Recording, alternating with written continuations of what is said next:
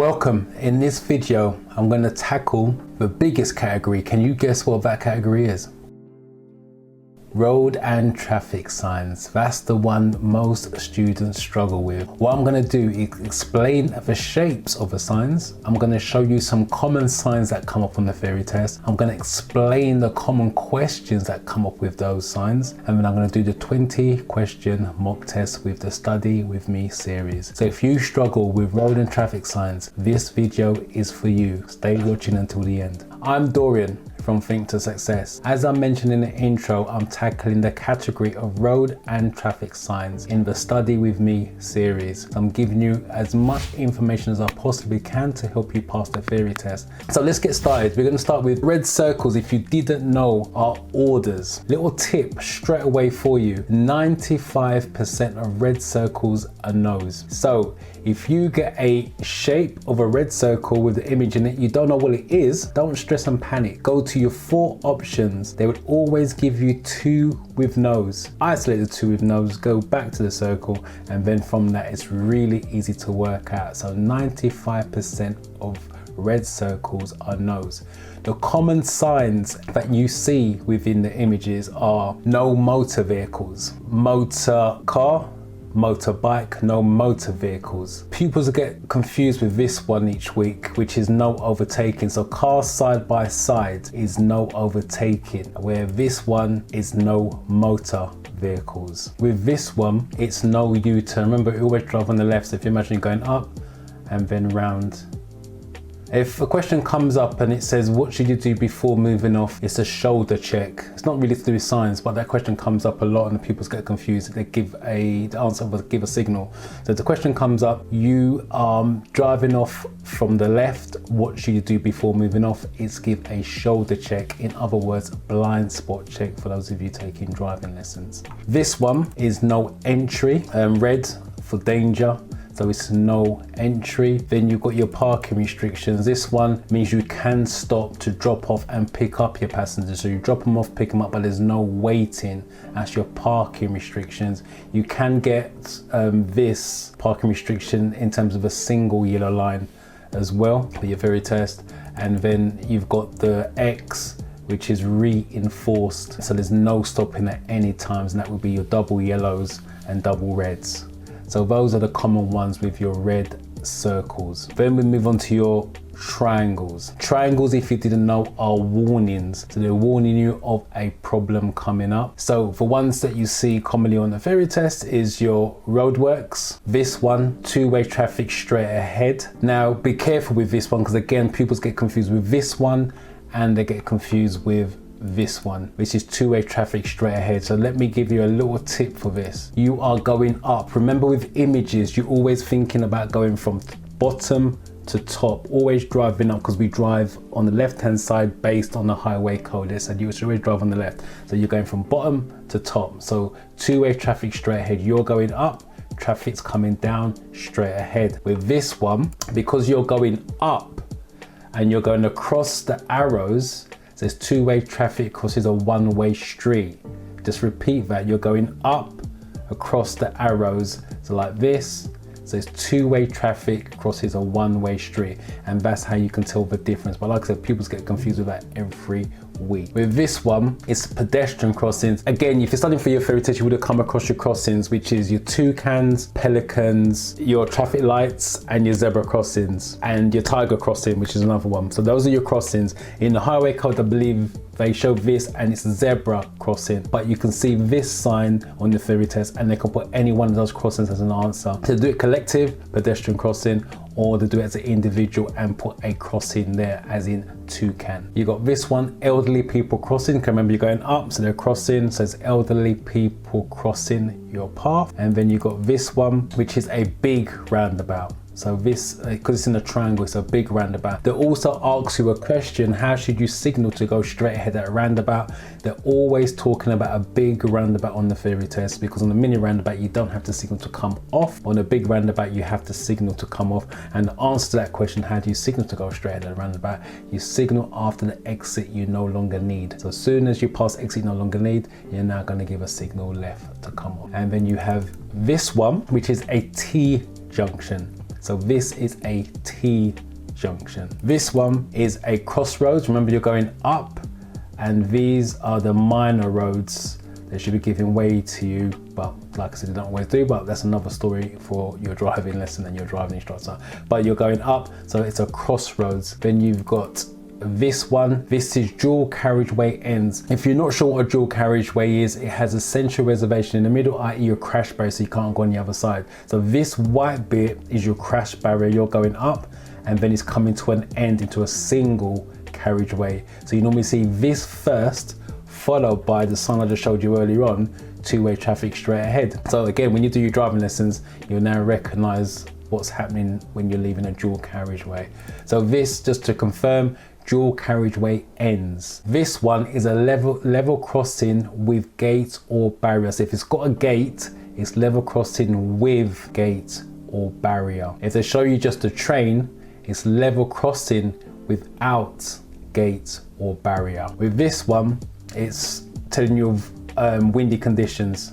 So they may ask you which vehicle's affected the most by windy conditions, and it's a high-sided vehicle. But read the question carefully, because they can flip it and say which one's affected the least. So the least affected by high-sided winds is a car. The one that's affected the most is your high-sided vehicle. And then the other question they can add to this is, where is it affected the most? And it's affected the most on an open road, fields either side, or a bridge, because when it's really windy they close those roads and bridges to lorries. And then you have this one, which is a steep gradient going up. Now they've got the one going up and one going down, and again, people gets confused with this week in, week out. If you're not sure, because we read from left to right, so if you look at the image from left to right, you're going up. So this is a steep gradient up. If it's obviously coming down, then it's a steep gradient down. So that's how you can tell the difference of left to right, going up, steep gradient up, going down, steep gradient down. And then you have this one that comes up a lot, Ford. And everybody asks me, what is a Ford? Ford is just a lot of water,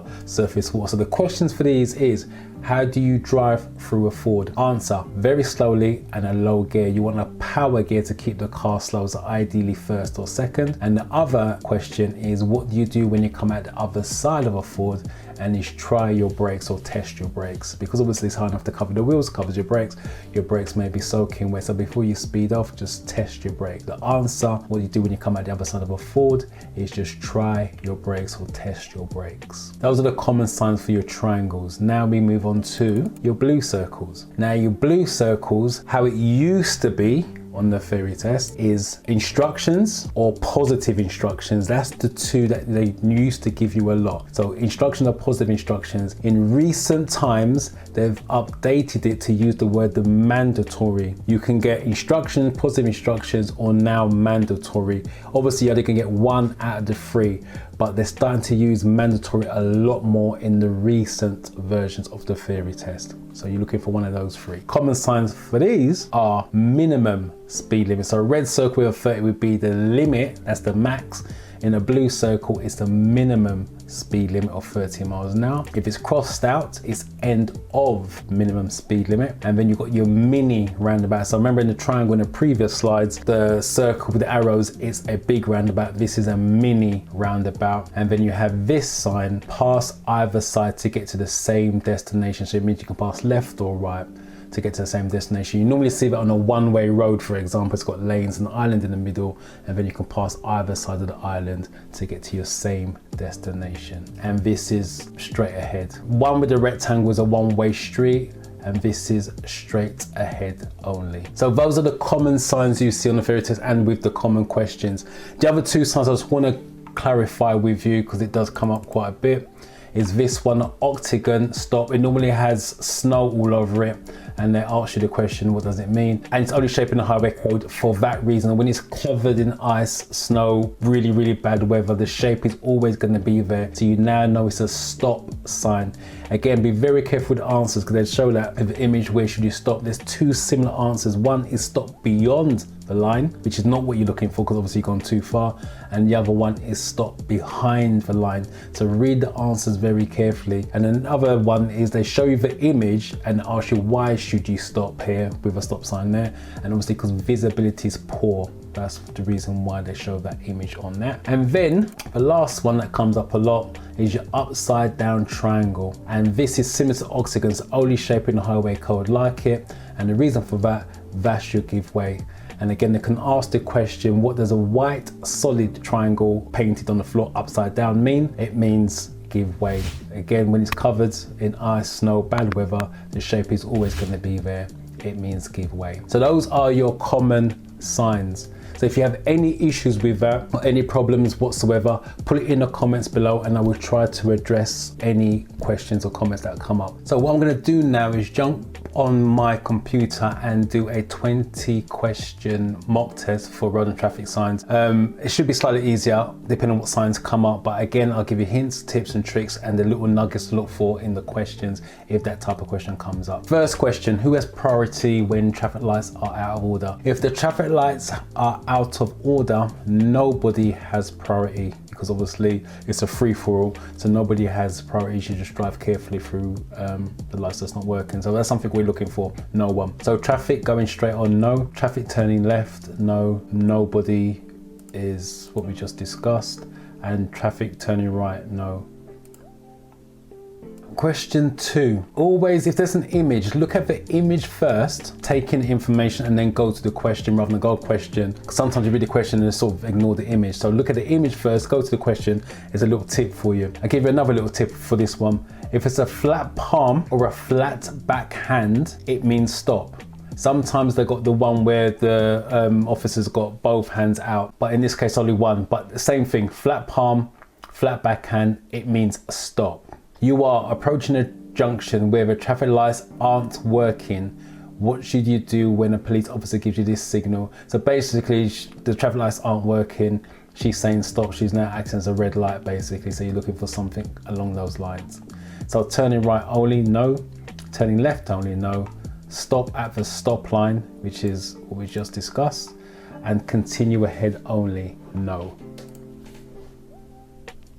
So with lanes, we should always be staying left when possible unless you're overtaking. The left lane is open, the middle lane is open, and the right hand lane is closed off. So we're looking for something along those lines. What does this sign mean? The right hand lane ahead is narrow, no, it's closed. Right hand lane for buses only, no. Right hand lane for turning right, no. The right hand lane is closed, so that's what we're looking for. The sign that we done earlier on. So let's see what you guys remember from this. So does anyone know what this is before I give you the answer? What does this sign mean? Waiting permitted. Clearway, no stopping. Waiting restrictions apply. National speed limit applies. What did you guys go for? If you went for waiting restrictions, you took my advice and you are listening. Well done. A police car is following you. What should you do if a police officer flashes the headlights and points to the left? Now, a police car's following you. I'm gonna pick up the little nuggets on this. What should you do if a police officer flashes the headlights and points to the left? They're after you. So what they're saying is for you to pull up on the left. Pull up on the left, first one.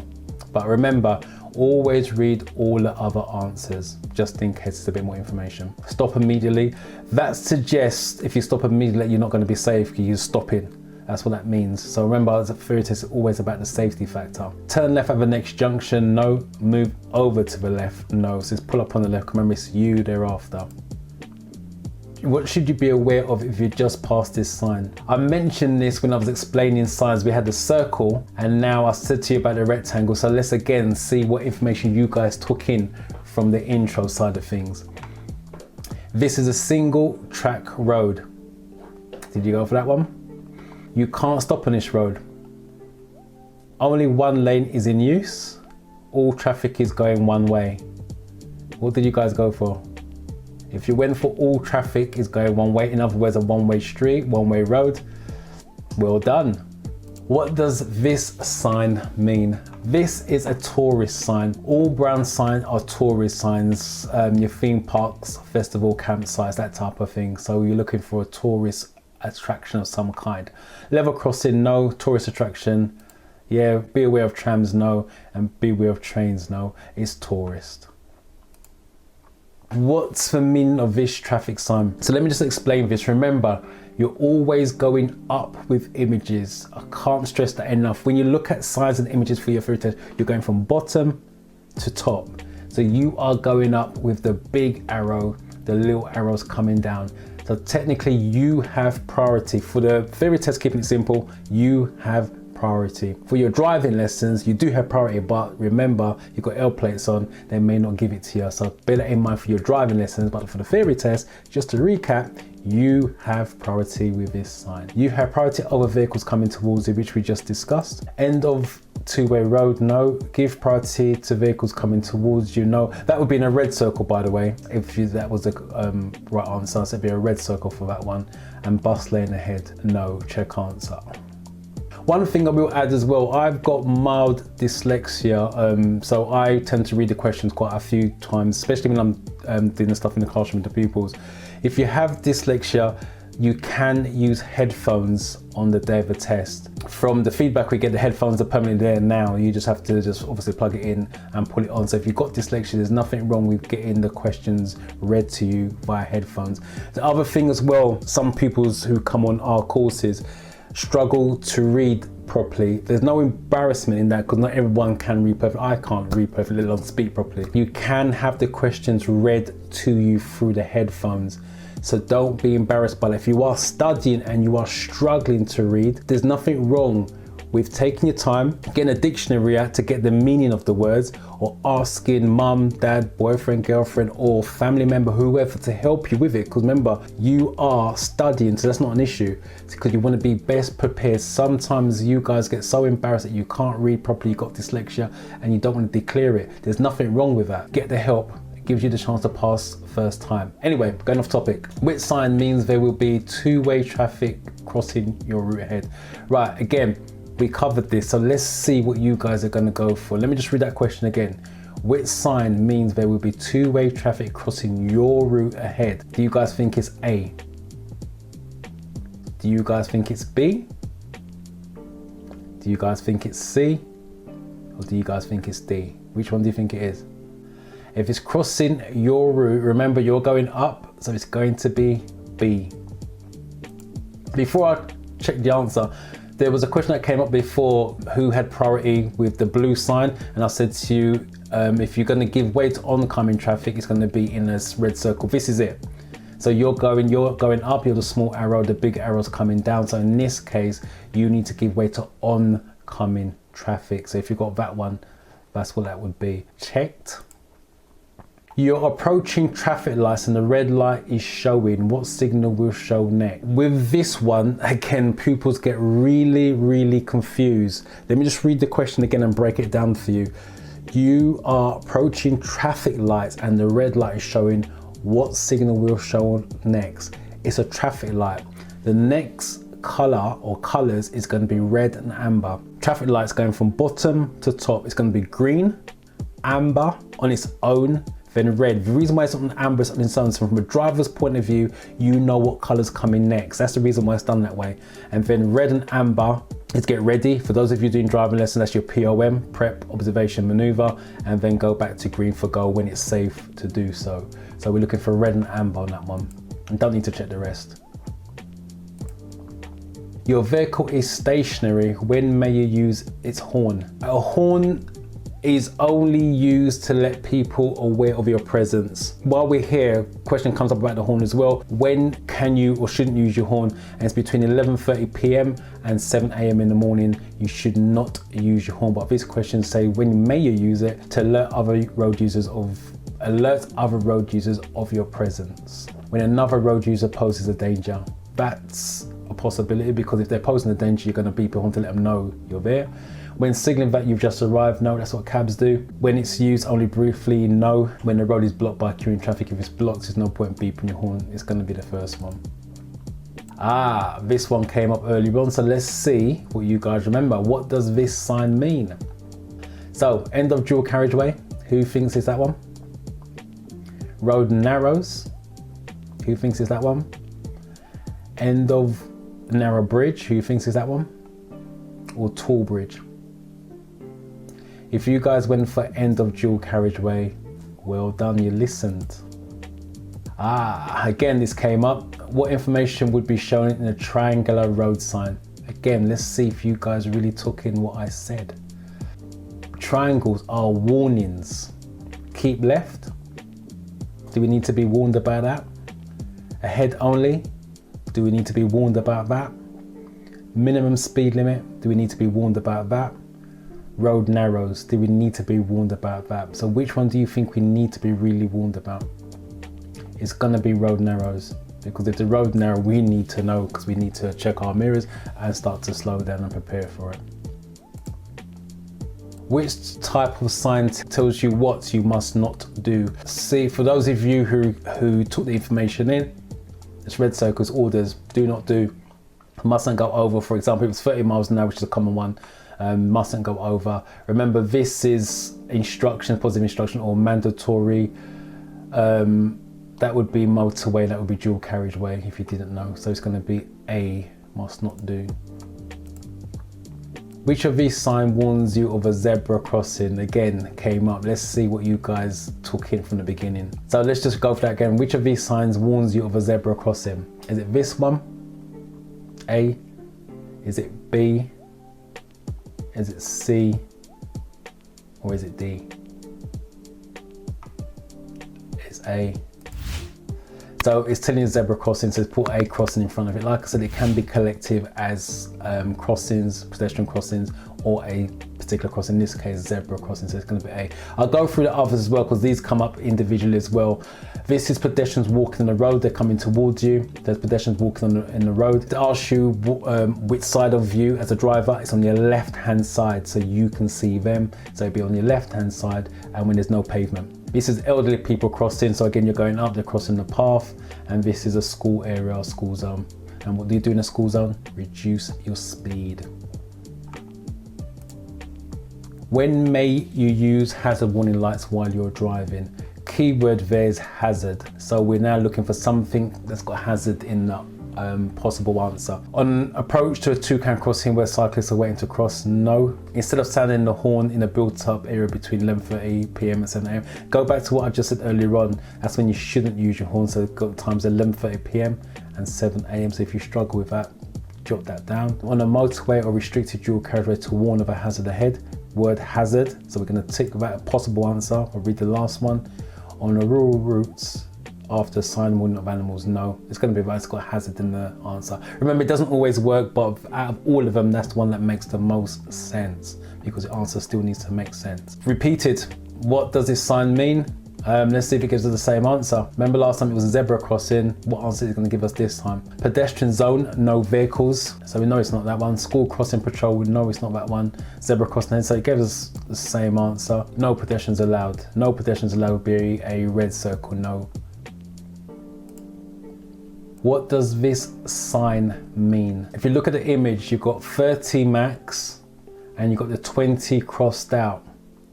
So if the 20 is crossed out, you're looking at end of 20 zone, something along those lines. New speed limit 20 miles an hour, no, because it's being crossed out. End of 20 zone, possible because it's being crossed out, end of 20 zone. Minimum speed limit 30. Minimum speed limit of 30 would be a blue circle, so red circle, that's the maximum speed, and no vehicles over 30 tons. So it's going to be end of 20 zone because the 20 is crossed out.